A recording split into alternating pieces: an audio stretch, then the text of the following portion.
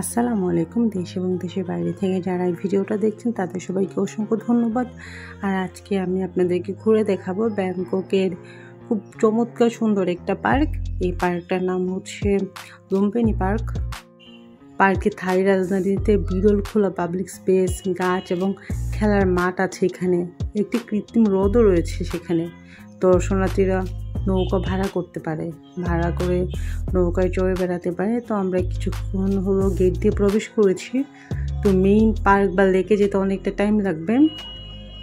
আর এখানে ঢুকতে কোনো টাকা লাগে না, মানে প্রবেশ ফি নেই, কোনো টিকিট করতে হয় না। এটা থাইল্যান্ডে বা ব্যাংককের প্রথম এরকম পাবলিক পার্ক বলা যায় এটাকে। এর আগে যত পার্ক ছিল সবগুলোতেই প্রবেশ করতে টাকা লাগতো, মানে টিকিট করা লাগতো। আর এই পার্কটাতে সারাদিন যেহেতু খোলা থাকে, এই জন্য সকালে আপনারা মর্নিংয়ে জগিং করতে পারবেন। এখানে রোদটা পড়ে গেলে বিকেলেও জগিং করতে পারবেন। আর এখানে তো আপনারা আসলে অনেক প্রজাতির পাখি, গাছ, সরীসৃপ দেখতে পারবেন। এখানে অনেক রকমের গুইসাপ আছে। আর এই লেকটাতে কিছু দূর দূর ফোয়ারা আছে। ফোয়ারার জন্য পরিবেশটা আরও বেশি মনোমুগ্ধকর লাগে। আর এই যে রোদ দেখতে পাচ্ছেন, রোদের চারপাশে রাস্তা আছে। এই পার্কের চারপাশের রাস্তাগুলো প্রায় 2.5 কিলোমিটার দৈর্ঘ্য। সকাল এবং সন্ধ্যায় জগারদের জন্য একটি জনপ্রিয় এলাকা। এখানে সবাই জগিং করতে চলে আসে, আর যারা আড্ডা দিতে যাও তারাও চলে আসে। আর এখানে অনেক রকমের পাখি আপনারা দেখতে পারবেন। এখানে খাবার বা কোনো গাছের বিচি টিচি পড়েছে, যেখানে দোল বেঁধে এরকম কবুতরগুলা খাচ্ছে।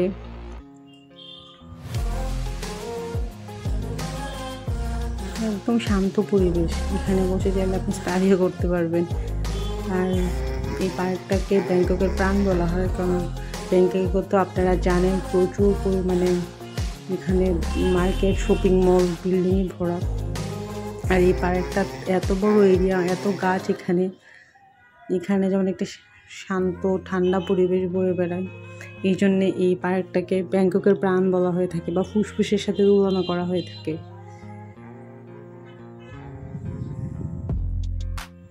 আর এই রাস্তাতে আপনি চাইলে সাইকেলও চালাতে পারবেন, তবে সাইকেল চালানোর জন্য একটা টাইম আছে, যেমন সকাল 10টা থেকে দুপুর 3টা পর্যন্ত সাইকেল চালানোর অনুমতি আছে। ওই যে পাশে অনেক সাইকেল দেখতে পাচ্ছেন আপনারা। তবে বিকেল দিকে বা সকাল দিকে সাইকেল চালানোর অনুমতি নেই, কারণ বিকেলের পরে যেদিকে এখানে জগিং করে রাস্তায় বা এরকম বাচ্চা কাচ্চা নিয়ে সবাই ঘুরতে আসে, এই জন্যে যদি সাইকেল চালায় অ্যাক্সিডেন্ট হতে পারে। এই জন্যে বিকেলে এবং খুব সকালে সাইকেল চালানো নিষেধ। দুপুরের দিকে যেহেতু কেউ জগিংয়ের জন্য খুব একটা আসে না, এই জন্যেই দুপুরে চাইলে আপনি সাইকেল চালাতে পারেন এখানে। আর এখানে আপনি কুকুর নিয়ে প্রবেশ করতে পারবেন না, শুধুমাত্র এখানের যে ট্রেনিংপ্রাপ্ত কুকুর যেগুলো আছে ওরাই শুধু এই রাস্তায় কুকুর নিয়ে ঘোরাঘুরি করতে পারে। সবসময় এই পার্কটি খুব সুন্দর, তবে 2025 সালে লুম্পিনী পার্কের 100তম বার্ষিকী উদযাপন করা হবে। এই জন্যে রিসেন্টলি এই পার্ককে আরও বেশি সুন্দর করে সাজানো হচ্ছে, মানে আরও বেশি সংস্কার করা হচ্ছে। আর লুম্পিনী পার্ক ছিল থাইল্যান্ডের প্রথম পাবলিক পার্ক। এটি প্রথম 1925 সালে খোলা হয়েছিল এবং 50 বছর আগে একবার সংস্কার করা হয়েছিল। আর 100 বছর উপলক্ষে এটিকে নতুন করে আবার সংস্কার করা হচ্ছে। নতুন লুম্পিনী পার্কের লক্ষ্য পার্কের ইতিহাসকে উন্নত করা, বিভিন্ন সংস্কৃতি পটভূমি অধিকারী লোকদের জন্য স্থান প্রদান করা, আধুনিক বিনোদনমূলক কার্যক্রমের জন্য স্থান তৈরি করা, এবং কিছুদিন পরে যারা এই লুম্পিনী পার্কে যাবেন তারা নতুন রূপে লুম্পিনী পার্কে দেখতে পারবেন, কারণ রিসেন্টলি এটাতে প্রচুর কাজ চলছে। আর এখানে আপনারা নাম না জানা অনেক রকমের ঔষধি গাছ দেখতে পারবেন। আর এখানে তো প্রচুর পাখি আছে, বক আছে। এই পার্কে বক মাছ শিকার করে। এখানে অনেক সরীসৃপও আছে। তো এখানে একটা গুইসাপ আছে, গুইসাপ দেখেছিলাম। তা আমি আবার একটা গুইসাপকে খুঁজতে যাচ্ছি, দেখি এখানে গুইসাপ পাওয়া যায় কিনা।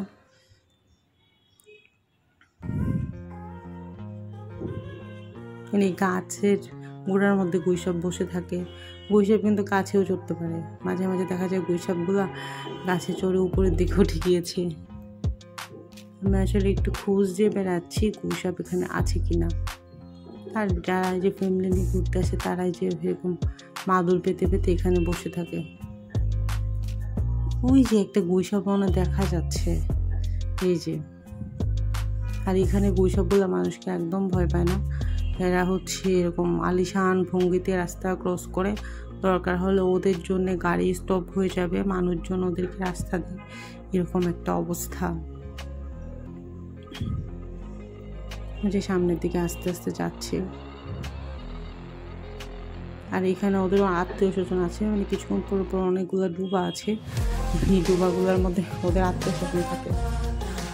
একবারে এক ডুবা থেকে আরেক ডুবাতে বেড়াতে যায়। যারা টুরিস্ট তারা তো এই গুইসাপগুলোকে পছন্দ করেই, কিন্তু লোকালরাও অনেক পছন্দ করে এই গুইসাপগুলোকে। আমি দেখলাম যে আমরা তো বাংলাদেশ থেকে গিয়েছি এই জন্য ভিডিও করছি, কিন্তু এখানে যারা আছেন তারাও দেখা যায় এগুলোকে রাস্তায় পেলে দাঁড়িয়ে দাঁড়িয়ে এগুলোর সাথে ছবি তুলে বা ভিডিও করে। তবে এগুলো ভীষণ রকম স্লো, মানে একদম আলিশান ভঙ্গিতে রাস্তা পার হবে। তবে আমি এটার পিছু নিয়ে থাকবো বেশ কিছুক্ষণ, দেখিয়ে কোথায় যায়। কিছুক্ষণ পরে পরে দেখা যায় কি এরকম গুইসাপ রাস্তা ক্রস করে করে রাস্তার অপোজিটে যে ডুবাগুলো আছে ওই ডুবাগুলোতে যায়। তো দেখি এই গুইসাপটা কোথায় যায়।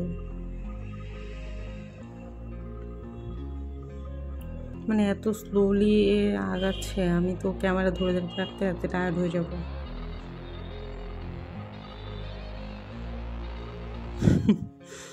ও কি করছে, কোন দিকে যাবে, কোন দূরে যাবে চিন্তা করছে। আমি দেখতে যাচ্ছি এটা কত দূর যায়, এত স্লোলি যাচ্ছে।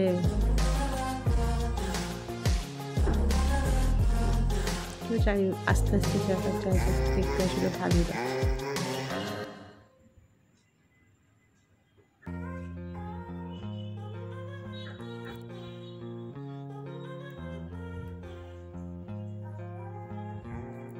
এখন দুপুর, প্রচণ্ড গরম থাইল্যান্ডে, কিন্তু তাও কয়েকজনকে দেখলাম কেমন যেন সোয়েটারের মতো পরে যাচ্ছে, দেখে একটু অবাকই লাগছিল, কারণ এত গরমে কেউ সোয়েটার পরে। সবাই যেতে যেতে এই গুইসাপগুলোকে দেখছিল, আর গুইসাপগুলো অনেক লম্বা এবং অনেক হেলদি। পার্কটা অনেক সুন্দর। ওই রাস্তার অপোজিটে একটা ডুবা আছে, ওই ডুবাটাতে মনে হয় যাবে, ওখানে মনে হয় ওর গার্লফ্রেন্ড থাকে, গার্লফ্রেন্ডের সাথে দেখা করতে যাবে। এই যে আলিশানভাবে হেঁটে হেঁটে যাচ্ছে, এই যে এরকম করে রাস্তা ক্রস করে ওদেরকে রাস্তা সাইড দিতে হবে, ওরা তো কাউকে সাইড দেয় না।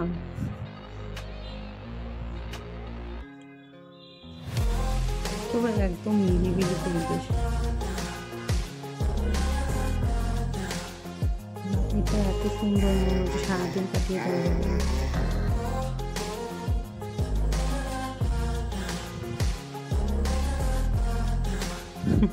আস্তে আস্তে যে সুন্দর যে ডুবাটা আছে ওই ডুবাটাতে দিয়ে নামবে।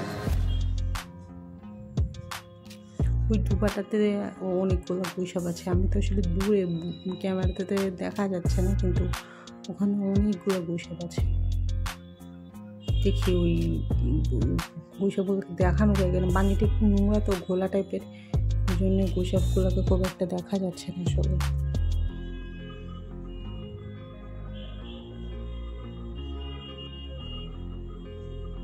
আস্তে আস্তে কাছে যাই।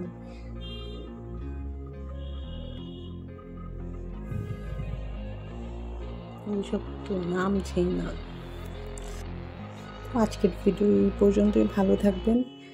আর ভিডিওটা কেমন লেগেছে অবশ্যই কমেন্ট সেকশনে জানাবেন। আর গুইসাপ যদি দেখতে চান, এরকম আলিশান ভঙ্গিতে ঘুরতে চাও, তাহলে অবশ্যই আপনাদেরকে এরকম লুম্পিনী পার্কে যেতে হবে, কারণ লুম্পিনী পার্কে এত বেশি সরীসৃপ আছে, শুধু গুইসাপ নেই, এই টাইপের অনেক প্রাণী আপনারা এখানে দেখতে পারবেন। কারণ আমরা তো আসলে বেশি টাইম ছিলাম না, আর গুইসাপটা আমার অনেক ভালো লেগেছে, এই জন্য এটার পিছনেই ছিলাম আমি অনেকক্ষণ। এইটার বাঁশ কাঠ কী কী যেন আছে, এগুলো নিচে অনেক অনেক গুইসাপ আছে, ভালো করে আসলে দেখা যাচ্ছে না। ভালো থাকবেন, আল্লাহ হাফেজ।